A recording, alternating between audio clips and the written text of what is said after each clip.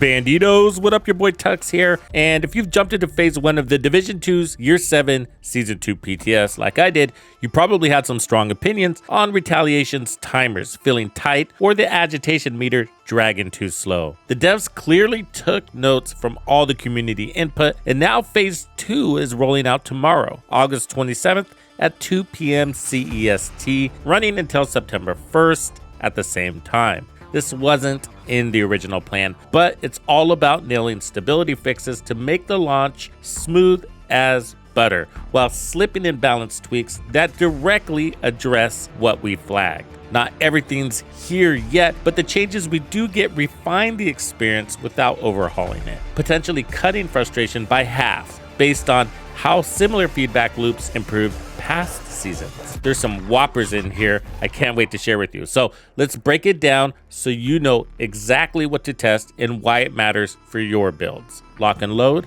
let's do this. Wait, did we just become best friends? So nice to meet you, I think you're cool. Piece of shit wristwatch. Starting with maneuvers, these are finally live for testing in Phase 2, building on the Retaliation mode we previewed last time. They're optional challenges that pop up between capturing control points during a faction takeover. Everyone in your group gets the same one, but you complete it on your own to snag the reward. Extra time added to the retake timer. That could be the edge you need if things are getting dicey and the clock's ticking down. They refresh after every control point capture, whether you nailed the last one or not, so you don't have to ace them all to win the zone. But keep in mind, going down still shaves off some timer, so these become a smart way to buy breathing room and turn a close call into a solid victory. It's a direct nod to feedback wanting more control over risk and reward, making Retaliation feel less punishing and more tactical. On the gear front, the tweaks respond to what we said about strengthening identities without breaking the meta. The Urban Lookout brand set now gives 30% skill duration on 2 pieces, which could extend your turret or drone uptime noticeably. Imagine combining that with the Wyvern skill duration.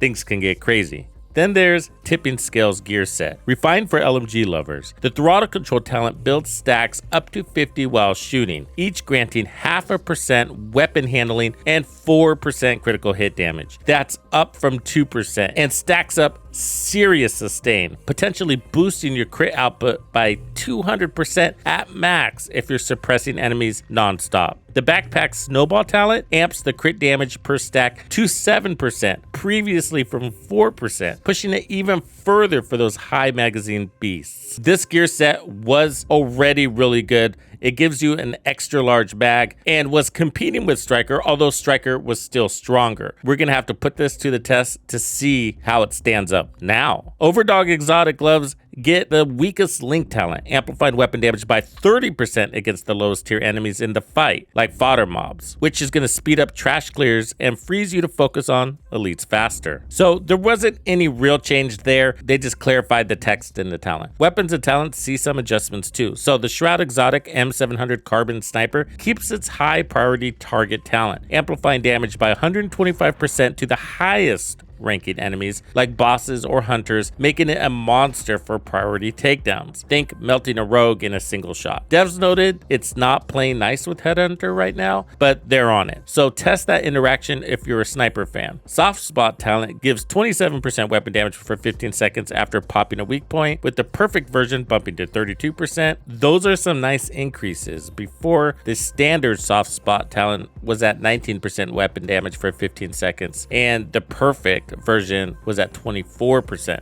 for 15 seconds. Yeah, I still don't know if this weapon's gonna be worth it. For PTS specifics, Adam Shipley's inventory has caches packed with all the new gear blueprints and materials, including journey builds highlighting active modifiers. Anaya's gonna have 12 conversion blueprints for retaliation materials and a New York Kill Squad cache blueprint, making it easier to experiment without the grind. Diving into the dev notes, they emphasize how feedback shaped these refinements for the packed season. Retaliation's goal stays high replay and game with exotic farming paths, and they're doubling agitation values on heroic activities to make triggering it twice as fast, plus adding a daily project that fills a factions bar instantly for quick starts. That fixes the slow build-up many of us complained about, ensuring you spend more time in the action. Oh, gear. They heard concerns about tipping skill stack decay, but stuck to reinforcing LMG sustain over AR overlap. So with the new damage numbers, we'll have to see.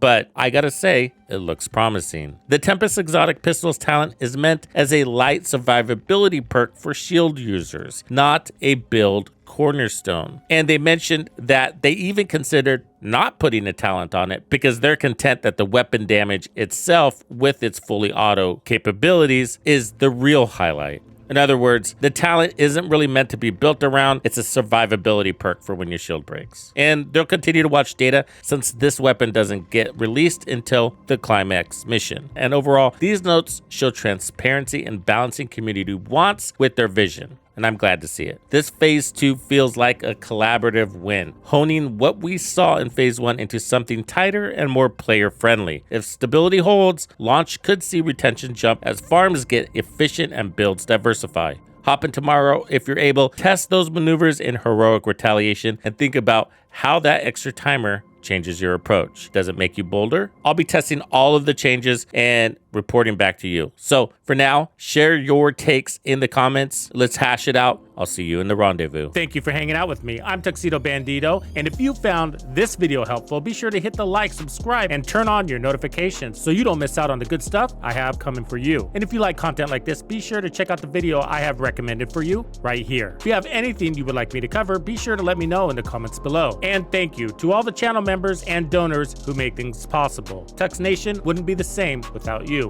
When you buy a game from Ubisoft, enter the creator code Tuxedo Bandido to support the channel. Easy peasy. Wait, did we just become best friends?